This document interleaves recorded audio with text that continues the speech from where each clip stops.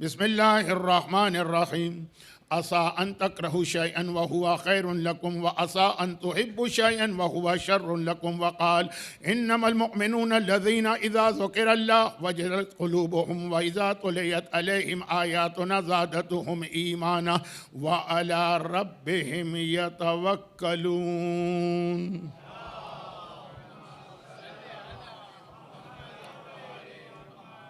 24th of Muharram 1447 Hijrah yani the night of 25th, the night of شہادت.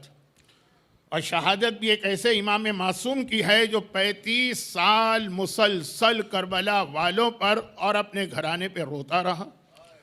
آج وہ رات آ گئی کہ نہ صرف یہ کہ ہم اور آپ بلکہ پورا خاندان اہل بیت اس کا ماتم کر رہا ہے. آج کی پوری رات، کل کا پورا دن.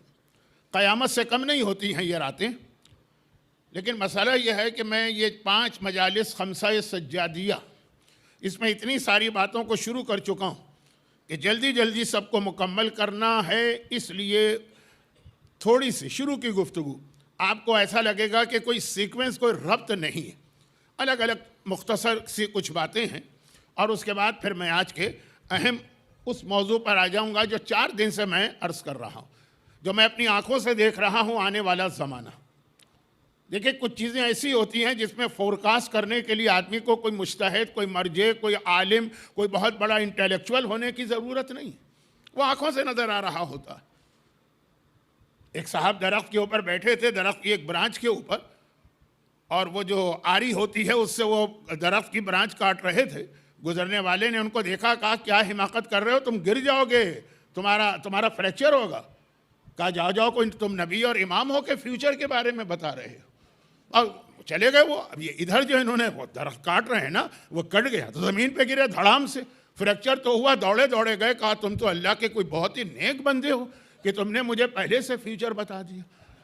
کیا ان چیزوں میں فیوچر بتانے کی ضرورت ہے جو آپ کی آنکھوں کے سامنے؟ تو میں جو اس وقت دیکھ رہا ہوں حالات و ماحول، بالکل مجھے ایک عام شخص سمجھیے، جاہل مطلق، تب بھی میں یہ دیکھ رہا ہوں کہ آنے والا زمانہ ہمارے لیے ایک بہت ٹف زمانہ بننے والا. اور وہ جو میں 2 دن سے 3 دن سے جس پوائنٹ کو ہائی لائٹ کر رہا تھا اسی حوالے سے، لیکن اس سے پہلے رک کر ایک بات تو یہ آپ کو یاد دلا دوں کہ ہمیں اور آپ کو سب سے زیادہ ڈرایا گیا ہے اور خوشخبری دی گئی ہے. 2 چیزیں بیک وقت. اور کس نے؟ اسی چوتھے امام نے. ڈرایا یہ ہے کہ جو آخری زمانہ ہوگا وہ سب سے مشکل زمانہ ہوگا، اس میں ایمان نہیں بچے گا.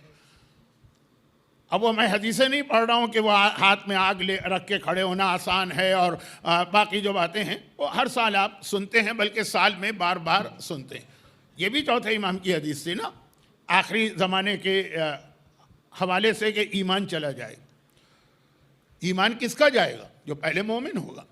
یہ ہمارے اور آپ کے لیے ہے وارننگ سائن اور خوشخبری بھی ہے کہ آدم سے لے کے قیامت تک، معصومین کی بات نہیں ہو رہی، عام انسانوں کی، سب سے زیادہ اجر و ثواب والے اور افضل آخری زمانے کے مومن ہوں گے. یہ بھی کہا گیا ہے. کہا کہ چونکہ اتنے ٹف زمانے میں وہ ایمان بچائیں گے. پوری حدیث میں نہیں پڑھ رہا ہوں امام معصوم کی، کہ سوال امام نے بات تو یہاں سے شروع کی تھی نا کہ تم بتاؤ سب سے زیادہ افضل مومن کون ہے، فضیلت والا، سب سے ہائی اسٹیٹس کا مومن. کہا کہ اب وہ میں شارٹ کر رہا ہوں، جس نے رسول خدا کوئی آپ کو دیکھا جو آپ کے سامنے بیٹھے، جیسے مومن طاق، جیسے ہشام ابن سالم، جیسے ہشام ابن حکم، جیسے ابو حمزہ سمالی، جیسے ابو خالد کابلی. ایک ایک نام ایسا ہے، اس پہ ایک ایک تقریر تو ہونی چاہیے، لیکن فی الحال نہیں. امام نے کہا نہیں، اگر تم لوگ میرے سامنے بیٹھے ہو اور ایمان پر ہو تو یہ زیادہ کمال کی بات نہیں ہے. تم تو ڈائریکٹ مجھے دیکھ رہے ہو، ڈائریکٹ میری باتیں سن رہے ہو. زیادہ جو کریڈٹ جاتا ہے وہ ان لوگوں کو جاتا ہے جنہوں نے نہ مجھے دیکھا ہوگا نہ میرے خاندان کے کسی معصوم کو دیکھا ہوگا. وہ خالی کتابوں میں لکھی ہوئی ہماری حدیثیں سن کر اس کے اوپر اس طرح سے آخری زمانے میں جمع ہوں گے.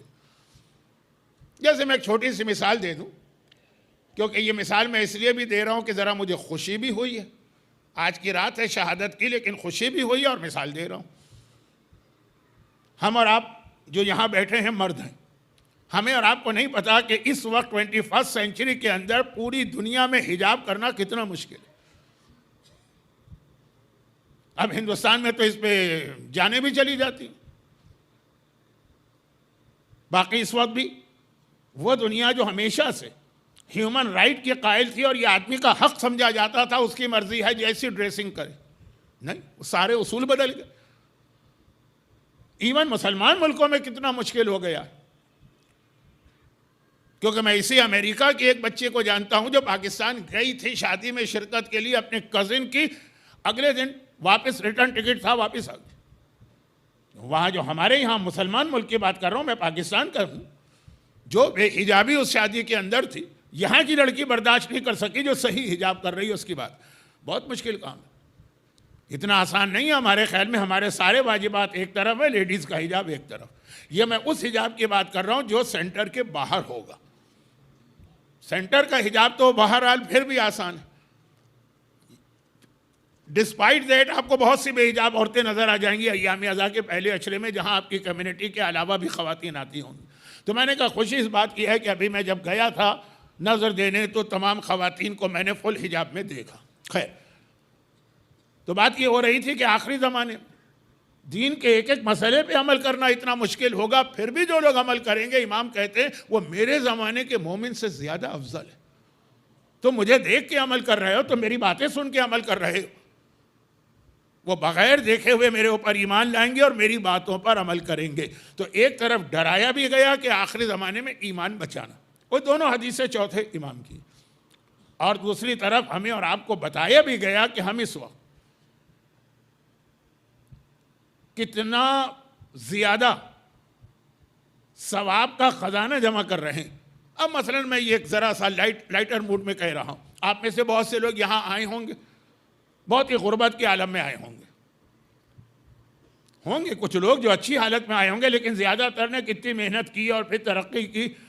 اب یہ ایک شہرت ہے آپ حضرات کی، مجھے نہیں معلوم، کیونکہ میں پہلی ہی مجلس میں کہہ چکا کہ نہ میں کسی کی دکان میں جاؤں، نہ میں کسی کے مکان میں جاؤں.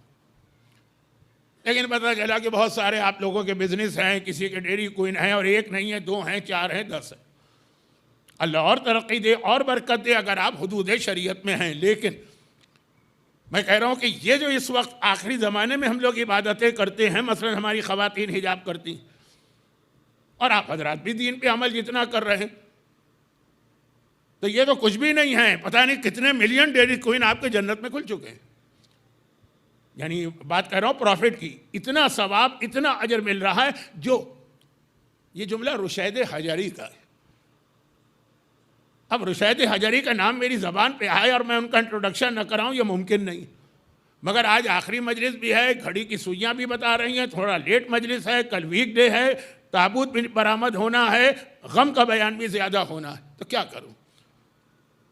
میثم تمار کا نام آپ نے سنا ہے. یہ رشید حجری میثم تمار کے لیول کے صحابی، لیول کے کیا، دونوں ایک ساتھ مولا کے اسٹوڈنٹ تھے، ایک ہی کلاس میں پڑھتے تھے مولا کے پاس. ایک رات میں 1000 رکعت نماز پڑھتے تھے رشید حجری. اب یہ 1000 ایک محاورتاً ہے، یعنی بہت زیادہ. بیٹی نے دیکھا، کہا بابا آپ جیسی عبادت کون کرے گا اور آپ جیسا ثواب کس کو ملے گا؟ میں نے میثم تمار کا ریفرنس اس لیے دیا کہ میثم تمار قیامت تک کے حالات جانتے تھے اور لوگوں کو بتاتے تھے. بلکہ ایک ضمناً ایک بات کہہ دوں، مجھے نہیں پتا کہ یہ آپ کے لیے ایک نئی بات ہے کہ نہیں. ہمارے یہاں یہ مشہور ہو گیا ہے اور بعض نوحوں میں بھی آ گیا ہے، اور بعض علماء بھی پڑھتے ہیں کہ میثم تمار کی زبان کاٹ دی گئی تھی مولا کے فضائل بیان کرنے کی وجہ سے. کیونکہ ہم لوگ جب زیارت پہ جاتے ہیں تو مسجد کوفہ کے سامنے ہی تو میثم تمار کا روضہ. میثم تمار کی زبان نہیں کاٹی گئی تھی. یہ غلط بات ہے، لیکن ایسی غلط بات ہے جس میں کوئی واندہ نہیں ہے، کوئی عقیدہ، کوئی دین کا واجب، کوئی دین کا حرام انوالو نہیں ہے، تاریخی چیز ہے. میثم تمار کے پیٹ میں وار کیا گیا تھا جس سے وہ شہید ہوئے تھے، جیسے عمار یاسر کی ماں جناب سمیہ کو ابو جہل نے پیٹ میں وار کر کے شہید کیا تھا. آپ میں سے جو لوگ میرے ساتھ عمرے پہ گئے ہیں تو میں یہ زیارت کراتا ہوں نا جناب سمیہ کی. اسلام کا پہلا شہید، مرد نہیں ہے، عورت. جناب سمیہ. تو خیر بات سے بات نکل رہی ہے تو رشید حجری کی زبان کاٹی گئی تھی. میسا میں عمار کے ساتھ تھے, کلاس فیلو تھے, ایک ساتھ مولا سے پڑھے, ایک ہی علم حاصل کیا, ایک ہی دونوں کا واقعہ سملر. بس فرق یہ ہے کہ میسا میں عمار کے پیٹ میں وار کیا گیا تو جو ایکسس بلیڈنگ ہوئی اس کی وجہ سے وہ شہید ہوئے, اور رشید حجری کو درخت پہ لٹکایا گیا تو ان کی زبان کاٹی گئی, زبان ان کی کٹی. تو آپ اندازہ کریں کہ یہ جو میسا میں عمار کی رسپیکٹ ہمارے یہاں ہے اور احترام ہے اور اسٹیٹس ہے, یہ رشید حجری ان سے بیٹی کہہ رہی ہے, ان کی بیٹی, کہ آپ جیسی نمازیں اور آپ جیسی عبادت کون کرے گا؟ کچھ بھی نہیں. عبادت جو ہے اور ثواب جو ہے وہ جو آخری زمانے کے مومن آئیں گے, غیب کی خبریں جانتے ہیں نا مولا کے اسٹوڈنٹ, ان کے لیے 2 رکعت نماز پڑھنا مشکل ہوگا جو میرے لیے 100 رکعت نماز پڑھنا آسان ہے. بہت فرق پڑ جاتا ہے زمانہ بدلنے سے. تو اب یہ ہے کہ یہ تو خیر بیچ میں بات آ گئی, چوتھے امام نے آخری زمانے کے مومن کو ڈرایا بھی ہے کہ ایمان بچاؤ اور خوشخبری بھی دی کہ تمہاری چھوٹی عبادت کا ثواب اتنا زیادہ ہوگا کہ ہمارے زمانے کی بڑی عبادت کا ثواب کم رہ جائے گا. وقت کم ہے اس لیے میں جلدی جلدی بات آگے بڑھا رہا ہوں. لیکن ان تمام عبادتوں کے درمیان چوتھے امام نے فرمایا کہ مومن کی, خاص طور پر آخری زمانے کے مومن کی سب سے بڑی جو کوالٹی ہونا چاہیے, نمازی نہیں, نمازی تو ہر زمانے کے مومن کو ہونا چاہیے, واجبات والا نہیں, یہ سب سے بڑی کوالٹی. اور جو قرآن کریم نے مومن کو گھیرے میں لے لیا, اس کو کہتے ہیں کلمہ حصر. ایک لفظ آتا ہے عربی میں انما, انما جہاں پہ آ جائے اس کا مطلب ہے اونلی دس, اور کچھ نہیں. آیت تطہیر میں انما ہے, یعنی صرف ان کو اللہ نے پاک کیا اور کسی کو نہیں. لفظ انما. آیا ولایت کہ تمہارے 3 مولا ہیں, اللہ, اللہ کا رسول, حالت رکوع میں زکوٰۃ دینے والا. انما ولیکم اللہ, انما کا لفظ آیا. یہ انما عربی کا بہت اہم لفظ ہے. ٹرانسلیشن کرنے والے بعض اوقات غیر شیعہ ڈنڈی مار جاتے ہیں, کہتے ہیں ہاں اہل بیت کی تفسیر کی گئی ہے, لیکن یہ تو اللہ نے نہیں کہا نا کہ دوسروں کی نہیں کی گئی, کہا یہ لفظ انما ہے. تو یہ جو سورہ انفال کی آیت ہے جو آج میں نے خطبے میں دوسری جو آیت پڑھی, پہلی آیت تو 4 دن سے تلاوت کر رہا ہوں, دوسری آیت سورہ انفال بہت اہم سورہ, اسی میں خمس والی آیت نازل ہوئی ہے. قرآن کریم میں خمس کی کلیئر آیت تو ایک ہی ہے, وہ یہی سورہ انفال ہے. یہ سورہ نازل ہوا جنگ بدر کے فوراً بعد. بدر کسے کہتے ہیں؟ یزید نے دربار میں سید سجاد سے کہا تھا آج میں نے بدر کا ریونج لیا, کیونکہ بدر میں جو ہندا تھی, یزید کی دادی, ہندا کا باپ مارا گیا, ہندا کا بھائی مارا گیا, ہندا کا بیٹا مارا گیا. تو خیر بات یہ کہہ رہا ہوں, بدر بہت اہم ہے. اس کے فوراً بعد یہ سورہ نازل ہوا, اس میں بدر کی سمری کی گئی ہے کہ بدر کے بعد تمہیں کیا کرنا. خیر تو اس میں خمس آیا, اس سے پہلے تو مسلمان غریب تھے نا. خمس آیا تو اس میں شروع میں آیت آئی انما المؤمنون. آیت تطہیر میں اہل بیت کو کہا کہ اونلی دوز. آیا ولایت میں مولا کو کہا کہ صرف علی اور رسول ولی, اور آیا سورہ انفال میں کہا گیا صرف یہ لوگ مومن ہیں, اونلی دوز. اذا ذکر اللہ وجلت قلوبہم, جب ان کے سامنے اللہ کو یاد دلایا جاتا ہے تو ان کا دل سینے میں دھڑک اٹھتا ہے, خوف پیدا ہوتا ہے. وَإِذَا تُلِيَتْ عَلَيْهِمْ آيَاتُنَا زَادَتْهُمْ ایمانا, جب ان کے سامنے ہماری آیتوں کی تلاوت کی جاتی ہے, ہر تلاوت ان کے ایمان کو بڑھاتی. مگر یہ دونوں چیزیں جو ہیں نا, یہ دل کے اندر, وَعَلَىٰ رَبِّهِمْ يَتَوَكَّلُونَ, اور ان کا 100% ٹرسٹ صرف اللہ پہ ہوتا ہے. چوتھے امام کی حدیث ہے کہ مومن کی سب سے بڑی خاصیت, کوالٹی ہونا چاہیے اللہ پہ ٹرسٹ. کبھی اللہ پہ ٹرسٹ کر کے دیکھ لو. دنیا میں تو تم بہت سے لوگوں پہ ٹرسٹ کرتے بھی ہو اور مار کھاتے بھی ہو, دھوکہ ہوتا بھی ہے بزنس کے اندر اور دوسری چیزوں میں. یہ سب سے اہم. اور یہی وہ جو 2 دن سے میں کہہ رہا تھا, وہ جو 4 دن سے آیت تلاوت کر رہا تھا, کبھی ایک چیز تمہیں اچھی لگتی ہے وہ بری ہے, بری لگتی ہے اچھی, بھروسہ اللہ پہ کرو, جو اللہ کر رہا ہے وہ ٹھیک کر رہا ہے. دربار یزید کے اندر جو بدر کی بات یزید نے چھیڑی تو اس وقت چوتھے امام نے اس کا اگلا جملہ کیا تھا کہ دیکھا اللہ نے کس طرح سے, نعوذ باللہ میں یہ لفظ کہتے ہوئے بھی گھبرا رہا ہوں لیکن اس کے بغیر بات بنے گی بھی نہیں, دیکھا اللہ نے تمہیں کیسے ذلیل کیا, قیدی بنا کے گھمایا. تو چوتھے امام کا وہی جواب تھا جو اللہ پہ ٹرسٹ, مومن کی بہت بڑی کوالٹی. الحمدللہ الذی ابلانا ولہ شکر علی ما اولانا. ساری تعریفیں اللہ کی. اس نے ہمیں اس قابل سمجھا کہ ہمارا امتحان لیا. ہر ایک کا امتحان بھی نہیں لیتا اللہ. وَلَهُ الشُّكْرُ عَلَىٰ مَا أَوْلَانَا, اور تمام شکر اس پروردگار کا جس نے ہمیں یہ نعمت عطا کی. دین خدا کے لیے قید ہونا نعمت ہے, راہ خدا میں سر دینا نعمت ہے. یہ اللہ پہ ٹرسٹ. کسی کا جوان بیٹا مارا جائے اور کہے کہ میں اللہ کا شکر ادا کرتا ہوں, ایک آرٹیفیشل طریقے سے کہنا الگ بات ہے, دل کی گہرائی سے. دربار یزید میں میرا وہ مظلوم آقا یہ فرما رہا ہے جس کی شہادت کی مجلس ہے, تو کچھ بیان اس حوالے سے. تو اللہ پہ مکمل بھروسہ یہ مومن کی سب سے بڑی خاصیت. اچھا, چوتھے امام کے حوالے سے اہم ترین میسج ہمارے پاس دعا کا آتا ہے. کہ صحیفہ کاملہ, ایک نہج البلاغہ, ایک صحیفہ کاملہ, معصومین کی 2 ہی کتابیں تو ہمارے پاس ہیں. قرآن تو اللہ کی کتاب ہے نا. نہج البلاغہ مولا کا کلام ہے, صحیفہ کاملہ مولا کے پوتے علی ابن الحسین کا کلام ہے, پوری صحیفہ کاملہ دعا ہے نا. تو چوتھے امام کے حوالے سے دعا, اس پہ میں آ رہا ہوں کہ کیوں, وائی, اس میں آ رہا ہوں. لیکن میں بات کر رہا ہوں کہ دعا کی تو بیسک فلسفی اور لاجک کیا, اللہ پہ بھروسہ. تمہارا کام ہے دعا کرنا, قبول کرے کہ نہ کرے وہ اس کا کام ہے, وہ قبول کرے گا. لیکن یہ دیکھ کر کہ تمہارے لیے کیا بہتر ہے, کس ٹائم پہ یہ دعا قبول ہونی چاہیے. اور جو 2 دن سے 4 دن سے میں نے اپنا خطبہ چینج کیا, جو عام طور پہ میں خطبہ پڑھتا ہوں 4 دن سے میں نے چینج کیا. لا حول ولا قوت الا باللہ وتوکلت علی الحی الذی لا یموت. میں نے اللہ پہ ٹرسٹ کیا. ترجمہ, اس اللہ پر جس کو موت نہیں آتی. دیکھیں ٹرسٹ کا بھی ایک بہت بڑا مسئلہ ہے. اب آج کل تو بہت ڈاکومنٹیشن ہوتی ہے. مثلا آپ نے کسی کو قرضہ دیا, کسی کو پتہ ہی نہیں, وہ مر گیا. اب آپ کیا کریں گے؟ آپ نے کسی پہ ٹرسٹ کر کے کوئی کام شروع کیا, اس نے کہا میں ریوارڈ دوں گا, آپ گئے مر گئے, پتہ چلا مر چکا. اس کا بھی کوئی قصور نہیں ہے, لیکن آپ تو خالی ہاتھ ہو گئے نا. واقعہ یاد ہے نا وہ جو میں مدینے کے اندر جو میرے ساتھ عمرے پہ گئے ہیں ان کو ایک زیارت نہیں کراتا ہوں مقام بدا کی, جہاں آپ تو سعودی حکومت نے بورڈ بھی لگا دیا. پہلے تو لوگ میری بات پہ یقین نہیں کرتے. وہ ایک زیارت کراتا ہوں نا, ایک پہاڑ تھا جس پہاڑ سے مولا نے ابو زمزام وہ آدمی جو مولا نے اس کو 100 اونٹ پہاڑ سے نکال کے دیے تھے, اس کا یہی واقعہ تو تھا. یا رسول اللہ, اگر میں اپنے قبیلے کو مسلمان کروں تو آپ مجھے کیا دیں گے؟ کہ 100 اونٹ دوں گا, جو عرب میں سب سے بڑا انعام, جیک پاٹ جسے آپ کہتے ہیں.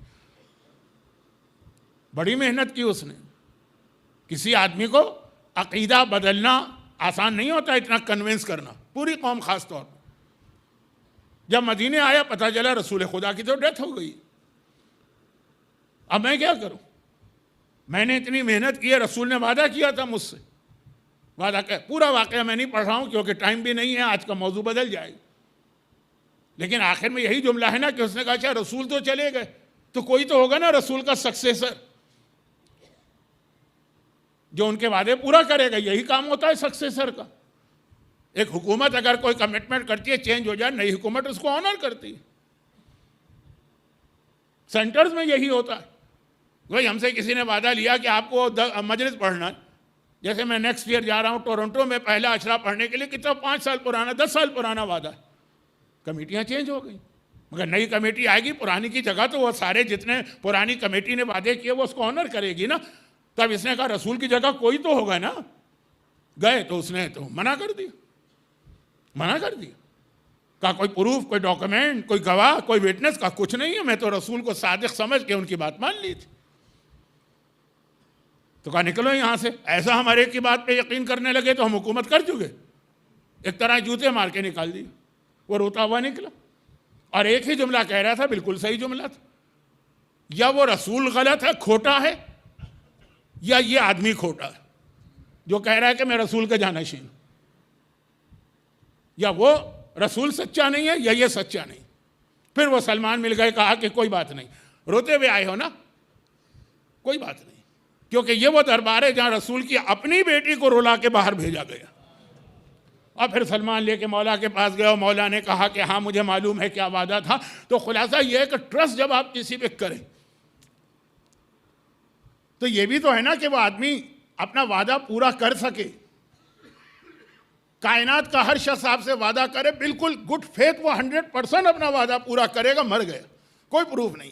اب کتنے واقعات ہیں نجف کے، وادی السلام قبرستان کے، کسی نے کسی کے پاس امانت رکھوائی اور وہ مر گیا، اب اس کی امانت ضائع ہو گئی، وادی السلام میں گیا، مولا کے روضے پہ گیا، میں تو پڑھتا ہوں اپنی شب جمعہ کی مجالس میں، ایک سلسلہ مر گیا، مرنے والے کا بھی کوئی قصور نہیں، اور یہ آدمی جس کی امانت ضائع ہو گئی اس کا بھی کوئی قصور نہیں، تو یہ ہو جاتا ہے نا، کہا نہیں، بھروسہ کرو اس اللہ پہ، کون اللہ؟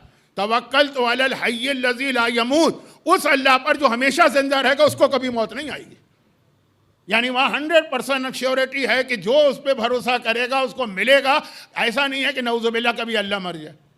حضرت موسیٰ سے یہی تو اللہ نے کہا تھا نا کہ جا کے 4 پیغام دے دو اپنی امت کو، جن میں پہلا پیغام یہ تھا کہ جب تک کہ میری موت کی نیوز نہ آئے صرف مجھ پر بھروسہ کریں، کسی اور پہ نہ کریں۔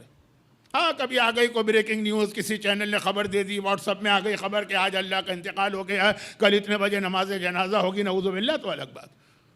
اچھا اب یہ جو میں نے خطبہ 4 دن سے پڑھا تھا، یہ خطبہ پارٹ ہے اس دعا کا جو امام زمانہ نے اپنے ایک نائب کے تھرو شیخ عباس قمی کے دادا استاد کو بتائی تھی۔ شیخ عباس قمی ایک بہت بڑا نام ہے، مفاتیح الجنان۔ اقبال صاحب یہاں مفاتیح الجنان لوگ جانتے ہیں؟ جانتے ہیں۔ مفاتیح ایک ایسی کتاب ہے کہ میں اکثر کہتا ہوں مفاتیح الجنان، یہ وہ کتاب ہے کہ اگر آپ کسی مرجع کے بیڈ روم میں بھی جائیں گے تو قرآن کے ساتھ یہ کتاب رکھی ہوگی، معصومین کے حرم میں جائیں گے قرآن شاید کم نظر آئے، مفاتیح آپ کو زیادہ نظر آئی۔ شیخ عباس قمی کا ایک ایسا صدقہ جاریہ ہے جو اللہ نے قبول کیا، ان کے استاد ہیں مرزا حسین نوری، جنہوں نے ایک مردہ سنت کو زندہ کیا، اور آپ اس پہ عمل کر رہے ہیں۔ عمل کیا کر رہے ہیں؟ تیار بیٹھے۔ یہ نجف سے کربلا جو مشی ہوتی ہے، لوگ واک کرتے ہیں، یہ بہت پہلے معصومین کے زمانے میں تھا رواج، پھر بند ہو گیا سلسلہ۔ آج سے تقریباً 125 سال پہلے مرزا حسین نوری پہلے ہمارے عالم تھے جنہوں نے کہا تھا کہ یہ سنت ہے، یہ کیوں ختم ہو گئی ہے، اس کو دوبارہ ریوائیو کرو۔ انہوں نے یہ سلسلہ شروع کیا، اور وہاں سے لے کے آج تک جتنے لوگ یہ مشی یا واک کرتے ہیں، مرزا حسین نوری کا یہ صدقہ جاریہ۔ آپ بھی تیار ہو رہے ہیں؟ آپ میں سے کتنے لوگ تیار ہیں؟ بلکہ مجھ سے جب کہا گیا کہ مولانا اگلے سال، تو میں نے کہا میرے پاس ٹائم نہیں ہے، شاید 40 میں ہوگا، نہیں 40 نہیں، آدھی سے زیادہ جو ہماری کمیونٹی ہے وہ واک پہ جاتی ہے۔ خیر، تو کہنے کا مقصد یہ ہے کہ یہ مرزا حسین نوری کی میں فضیلت، دونوں استاد اور شاگرد کی قبر مولا کے روضے میں، جو مرد حضرات باب قبلہ سے داخل ہوں تو رائٹ سائڈ پہ پہلے کمرے میں ہے بورڈ لگا، ان مرزا حسین نوری کے استاد کا واقعہ۔ اتنے پرابلم کہ موت، مرنے کے قریب۔ بہت بڑے عالم تھے، ملا فتح علی سلطان آبادی، ایک عظیم نام ہے مراجع کے درمیان، مرجع نہیں تھے لیکن مراجع ان کا احترام کرتے ہیں۔ میں اگر یہ سارا انٹروڈکشن کرانے لگوں تو مجلس تو کہیں کی کہیں چلی جائے گی، لیکن میں بتا رہا ہوں کہ راوی کتنے یہ مفاتیح الجنان میں نماز صبح کی دعاؤں میں لکھا یہ واقعہ، پورا واقعہ نہیں پڑھ رہا ہوں، بہت شارٹ کر رہا ہوں۔ ملا فتح علی سلطان آبادی شیخ عباس قمی کے دادا استاد ہوئے، یعنی شیخ کے استاد مرزا حسین نوری، جن کا ٹائٹل ہے سیکنڈ مجلسی، علامہ مجلسی سیکنڈ، اور پھر ان کے استاد کا واقعہ۔ بہت پریشان، رات کو سوئے، خواب میں دیکھا کہ امام زمانہ کا خیمہ لگائے، وہاں گئے، کہا کہ مولا یہ میری حالت، کہا کہ تم برابر کے خیمے میں جاؤ، وہاں میرا نائب بیٹھا، وہ اسی زمانے کے ایک عالم، وہاں گئے، اور نائب نے ان کو ایک دعا بتائی جو شیخ عباس قمی نے مفاتیح میں فجر کے اعمال میں لکھی۔ جب بہت آپ پہ پرابلم آ جائے، کوئی راستہ نہ ہو، نکلنے کا ہر راستہ بند نظر آئے، تو وہ یہی ہے نا کہ نماز کے بعد پہلے اپنا ہاتھ اپنے دل پہ رکھو، 70 ٹائمز کو یا فتح، اس کے بعد یہ دعا پڑھو جو میں 2 دن سے خطبے میں خطبہ بنا کے پڑھا، کیونکہ وہ خطبہ بھی لا حول ولا قوت الا باللہ توکلت علی الحی الذی لا یموت الحمدللہ الذی لم یکن شریک فی الملک ولم یکن ولی من الذل وکبرہ تکبیرہ۔ اصول کافی میں یہ جو ہے چھوٹی سی دعا، یہ الگ آئی ہے، سیپریٹ، اس واقعے میں تو یہ پارٹ بن کے آئی ہے نا 3 دعاؤں کا۔ رسول خدا کے صحابی نے کمپلین کی، بہت پرابلم، رسول نے یہ دعا ان کو الگ سے تعلیم کی، یہ الگ تھی، لیکن امام زمانہ نے یا فتح پلس یہ اور پلس وہ دعا جو چھٹے امام نے ایک دفعہ ارشاد فرمائی تھی کہ مجھے تعجب ہے اس مومن کے اوپر جو 4 پرابلم میں پھنس جاتا ہے اور پھر بھی قرآن کی یہ 4 آیتیں نہیں پڑھتا۔ اسے اگر کوئی رزق کا مسئلہ ہوتا ہے وہ کیوں نہیں پڑھتا ہے ماشاء اللہ لا قوت الا باللہ، چھٹے امام کی بہت لمبی حدیث ہے، میں بہت شارٹ کر رہا ہوں کیونکہ ابھی چوتھے امام کے حالات پر مجھے آنا، جو کل میں نے ماشاءاللہ لا قوت الا باللہ الگ سے بتائی تھی، لیکن یہ پارٹ ہے اس 3 دعاؤں کا جو ملا کے امام زمانہ کے نائب کے ذریعے ان کو پہنچی اور پھر ان کے سارے پرابلم ود ان ڈیز ختم ہو گئے۔ اور چھٹے امام کی دعا میں تو، چھٹے امام کے فرمان میں تو ہر آیت کے ساتھ اس کا رزلٹ بتایا، کہا کہ روزی کی رزق کی پریشانی ہے، کیوں یہ نہیں پڑھتے؟ کیونکہ اس کے فوراً بعد خدا نے کہا وَعَسَىٰ رَبِّي أَن يُؤْتِينَا خَيْرًا، بہت جلد اللہ تمہیں بہت ہی خیر و برکت عطا کرے۔ اس آیت، یہ آیت سورہ کہف کے اس کے بعد دیکھ لیجیے۔ اور اگر کسی کو دشمن کا خوف ہے تو کیوں نہیں پڑھتا حسبنا اللہ و نعم الوکیل، کیونکہ اس کے فوراً اللہ نے کہا فَانْقَلَبُوا بِنِعْمَةٍ مِّنَ اللَّهِ، جنہوں نے یہ دعا پڑھی اللہ نے نعمتوں کی بارش ان پہ کر دی۔ اور اگر کسی کو پریشانیاں ہیں تو کیوں نہیں پڑھتا ہے سبحانک لا الہ الا انت انی کنت من الظالمین، کیونکہ اس کے فوراً بعد قرآن نے کہا فاستجبنا له ونجیناہ من الغم وکذالک ننجی المؤمنین۔ امام ہر دعا، ہر آیت کے ساتھ بتا رہے ہیں اس کے ساتھ کون سی آیت۔ اور اگر کبھی ظالم حکمران تلوار لے کے کھڑا ہے کیوں نہیں پڑھتے ہو فوض امری الی اللہ ان اللہ بصیر بالعباد، کیونکہ فوراً قرآن نے کہا فوقع اللہ سیئات ما مکروا، اللہ نے اس آدمی کو ظالموں سے بچا لیا۔ تو اب یہ جو ایک الگ حدیث، یہ ایک الگ حدیث، وہ توکلت علی الحی الذی الگ حدیث، وہ رسول کی ہے، یہ امام کی ہے۔ رسول کا لقب بھی صادق ہے، اس امام کا لقب بھی صادق ہے جن کی حدیث، دونوں صادقین کو ملا کر امام زمانہ نے یا فتح، فتح کے معنی راستہ کھولنے والا۔ آپ عرب دنیا میں جاتے ہیں، عمرے پہ جاتے ہیں، زیارت پہ جاتے ہیں، جہاں آپ کے یہاں انگلش میں بورڈ پہ لکھا ہوتا ہے مثلاً پش، وہاں لکھا ہوتا ہے ہفتے، کھل جائے گا دروازہ۔ تو اب یہ 3 چیزیں، یہ ہمیں یہ دعائیں بتائی جا رہی ہیں کہ جو تمہارے پرابلم ہوں گے، لیکن بات یہ تھی کہ جو بیچ والی دعا ہے اس میں میسیج ہے توکلت علی الحی الذی، بھروسہ کر کے دیکھو اس اللہ پر جسے موت نہیں آئے گی، جو وہ تمہیں دینا چاہے گا۔ کبھی ایسا نہیں ہے کہ تم کہو کہ بھائی اگر میں اللہ پہ بھروسہ بھی کروں وہ کل مر گیا تو میں کہاں جاؤں گا، دنیاوی معاملات میں ہوتا ہے نا۔ تو چوتھے امام نے کہا مومن کی سب سے بڑی کوالٹی ہے، پھر کہا جس طرح ہم ہر مسئلے میں اللہ پہ بھروسہ کرتے، جوان بیٹے کا لاشا اٹھتا ہے اللہ پہ بھروسہ، ششماہے کا گلا چھنتا ہے اللہ پہ بھروسہ، گھر والوں کی چادر چھنتی ہے اللہ پہ بھروسہ، گلے میں توق، ہاتھوں میں ہتکڑی آتی ہے اللہ پہ بھروسہ۔ الحمدللہ الذی ابلانا وَلَهُ الشُّكْرُ عَلَى مَا أَوْلَانَا، چوتھے امام کا یہ چھوٹا خطبہ ہے جو یزید کے سامنے اس وقت ارشاد فرمایا جب یزید نے کہا دیکھا اللہ نے کیسے تمہیں نعوذ باللہ ذلیل کیا، کہا نہیں ذلیل نہیں کیا، اس نے ہمیں اس قابل سمجھا کہ ہمارا امتحان لیا۔ تو اپنی بھی سب سے بڑی خاصیت بتائی کہ ہم اہل بیت اللہ پہ مکمل بھروسہ کرتے، جو وہ کر رہا ہے ہمارے حق میں بہتر۔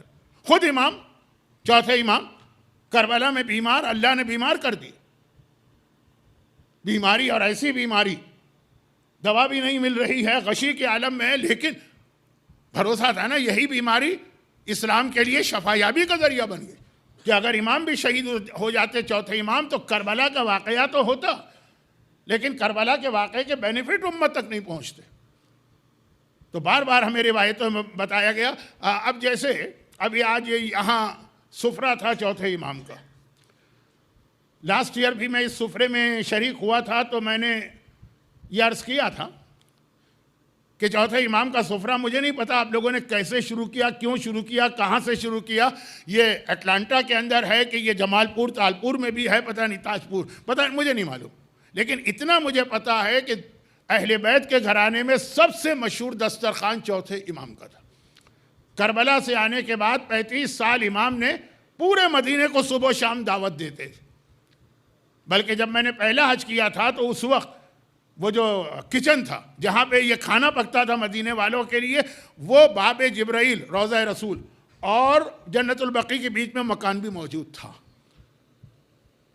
تو ہو سکتا ہے کہ وہ ذہن میں رکھ کر آپ نے یہ سفرہ کیا ہو۔ ویسے انڈیا اور پاکستان میں زیادہ مشہور ہے امام حسن کا دسترخوان، اب اس پہ آ رہا ہوں، وہ میرا موضوع۔